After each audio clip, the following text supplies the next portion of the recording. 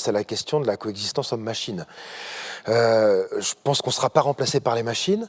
Par contre, je crois qu'on a vraiment ce sujet, mais qui n'est pas nouveau, qui est comment est-ce qu'on coexiste, comme on a coexisté avec le train qui allait de plus en plus vite, avec la pelleteuse qui faisait notre boulot et avec le robot qui nous remplaçait.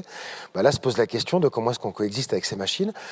Et pour moi, c'est le sujet de demain, c'est-à-dire d'apprendre à ne pas se laisser écraser par la machine, par son automatisation, par cette tentation quand même un peu, parfois simpliste, effectivement, d'industrialiser des process sur fond digital.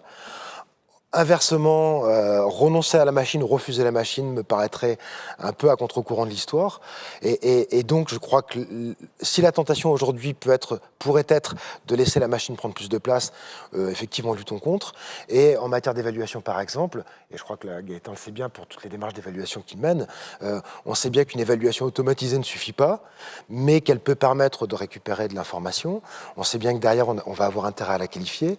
De la même façon, on sait bien qu'un algorithme peut m'aider à prendre une décision, mais il faut surtout pas qu'il prenne la décision à ma place, sinon c'est un monde de dingue. Or, on commence à le voir parfois émerger.